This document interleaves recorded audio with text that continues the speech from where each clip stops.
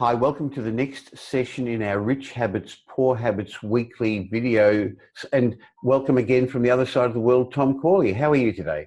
I'm doing great, Michael. It's good to be back. It's great to see you. I'm in the cold of Australian winter and you're in the depth of the United States summer. I am having Brisbane weather right now. It's about 75 degrees, sunny. It's beautiful.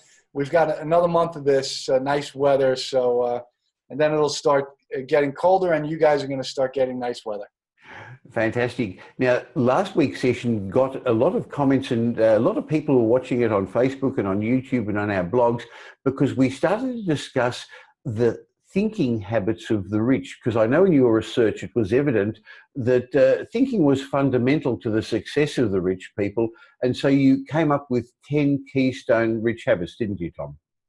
That's right. I wanted to highlight 10 of the most important thinking habits of the wealthy that I uncovered in my research. And I broke them down into categories that everybody had, things that everybody has to deal with. And I thought, let me share it with the world because thinking is the precursor to success.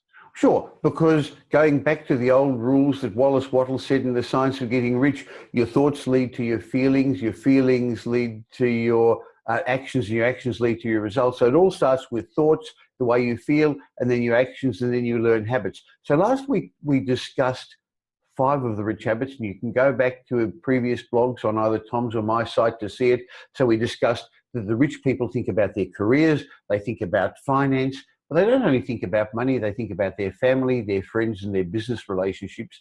And Tom, the next rich thinking habit that I'd like you to discuss is they think about their health, don't they, Tom? Yeah, this one really caught me off guard, Michael, because, I just assumed. I grew up in a family where we struggled with money. We had money problems. And I had this perception that wealthy people were bad, evil, greedy people. The fat guy smoking a cigar. What I found out in my research was that was totally false. In fact, most of the wealthy people were in really phenomenal shape. One of the guys was 72 years old. He was still working. He was about 180 pounds, 6'2". He was all muscle. This guy had been working out for 50 years. And the reason was because he knew that in the last years of his career, that if he could stay healthy, those would be the highest earning years. And he was right. He was making about $1 million, $1.5 million in the last 5 years. He actually made 60% of his income, his overall wealth, in the last 5 or 6 years of his career. But remaining fit, remaining healthy helps you think more clearly and act and behave better too, doesn't it, Tom? Yeah, well, what I found in my research is aerobic activity, for example, jogging, the Stairmaster, elliptical, riding a bike, things like that, they actually increase your IQ over time. And they do it by... So that's interesting. It actually increases your IQ. So I can still become cleverer, can I, Tom? Yeah, you can increase your IQ about 15 points from now to the end of your life if you engaged in about 20 to 30 minutes of aerobic activity every day. Good. I'll double my IQ then. That sounds good. So wealthy people, rich people have good health thinking habits. But Tom, they also think big picture, don't they? They actually set goals, they have dreams, and they pursue them. Yeah, so one of the things that I think really, you read about it, you hear people talk about it all the time, but to actually see it in the data that I gathered, that the individuals who were wealthy, who pursued a dream, had twice the net worth, and they accumulated that net worth, that's $7.4 million, in a third of the time because they were pursuing a dream. Why is it so important to pursue a dream and the goals behind the dream? Because when you're pursuing something you're passionate about, Michael, you're going to break through the brick walls that other people will just turn around and walk away from. You're going to overcome the obstacles. You're not going to let the potholes stop you from from keeping going along the path. You're going to really just keep doing everything you possibly can, because why? You're passionate. You love what you're doing, and nothing is going to stop you. So pursuing a dream is really the fast track, and it will double the amount of wealth that you accumulate. But Tom, it's not just dreaming, they actually plan. They set goals and they have a plan. So your job is to plan to be the person you plan to be, because if you don't plan that, then any road can get you there, but any road can get you lost as well. But they're also realistic. I know that you found in your study that one of the thinking habits of rich people was that they also thought about their problems and their challenges. Yeah. Now, this is an interesting thing, because problems are negative things, right? Now, and rich people, well, self-made millionaires anywhere, are positive people. So you would think that, well, a lot of the wealthy people try to avoid thinking about negative things, but when they are thinking about their problems, they're not thinking about them in a negative way. They're thinking about, how can I get rid of this problem? How can I minimize this problem? How can I eliminate this problem so I never have to think about it again? So they're going through a lot of brainstorming on their problems, not to worry about them, but to get rid of them. So that's what was interesting to me, is they faced their problems, but with an express purpose to eliminate them from their lives. Well, what it does is help you plan again in some ways and eliminate those pressing problems. You also found that wealthy people think about contribution. They think about charity. They think about giving back to their community.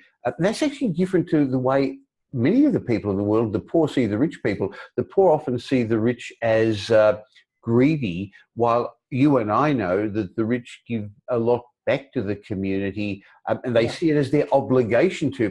And Tom, one of the things I learned as I learned that, and it took me a while to understand the importance of this, it's now my obligation to become richer, because it allows me to give back to more people. And only it's our end of tax year time here in Australia.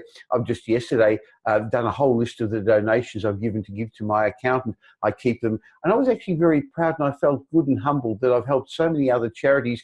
And it was a personal thing. And I think I know there's some people I've helped along the way. So that's an important part of the thinking of rich people, isn't it?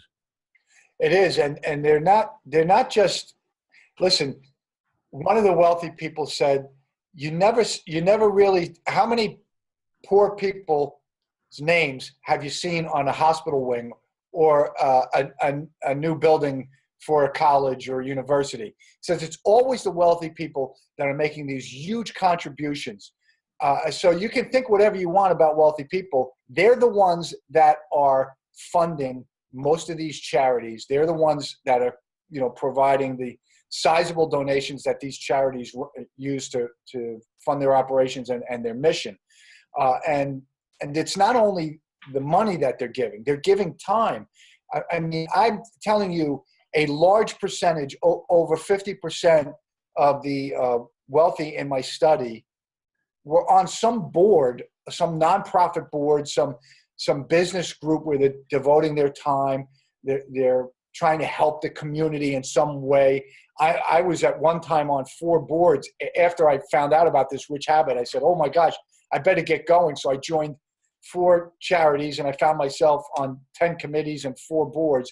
And my point is this: if you want to be wealthy, you have to emulate what the wealthy do. And one of the things that they do is they devote their time and their money to nonprofit charitable organizations. The way I find some people think is, well, that's easy for them. They're rich, they can do it. When I get rich, I'll give as well. And in my mind, that's not the way it works. You can do it for your school. You can do it for your church. You can do it for your synagogue. Yeah, you don't necessarily have to have money to give if you haven't. But as you correctly say, Tom, you can give time.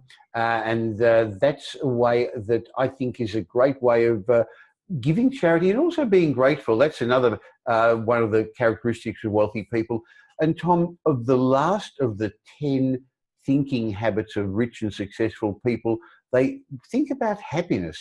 What do you mean by that? Well, listen, the whole purpose of living, in my opinion, is to be happy. It's the pursuit of happiness. If you're not pursuing happiness as a way of life, then you're going through life as a zombie. You're a slave to life.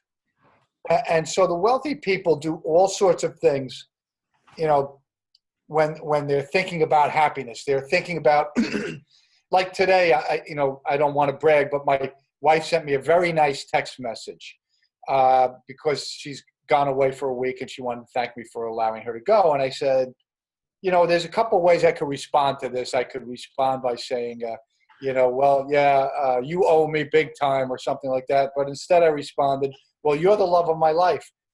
And I had to think about that, Michael, you know.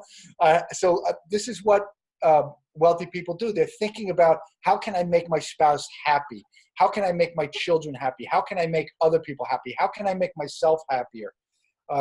So they're always brainstorming about ways that they can create happiness, not just for themselves, but for other people. You know, the purpose of this discussion, of course, Tom, is we're allowing other people to get an insight into the study that you've done, the 5-year study of successful and rich people, the rich habits that they exhibit compared to the poor habits that the average person does. And it's not a judgment of the people, but since most of us do want to become rich or richer or more successful, if we understand how they think and then we emulate it, we're more likely to become that way. So we discussed 10 rich thinking habits in this series this week and last week's video. Rich people think about their careers, they think about finance, they think about their family, they think about their friends, they think about wider business relationships, they set dreams and goals and then they plan to follow them through. They also think about their problems and work out and brainstorm how to overcome them. They think about contribution and charity, and they think about happiness. Tom, there's lots of other ways they think, so can we come back next week and discuss some more of the rich habits and the poor habits of the people? I'd be delighted, Michael. Thank you very much for your time, Tom.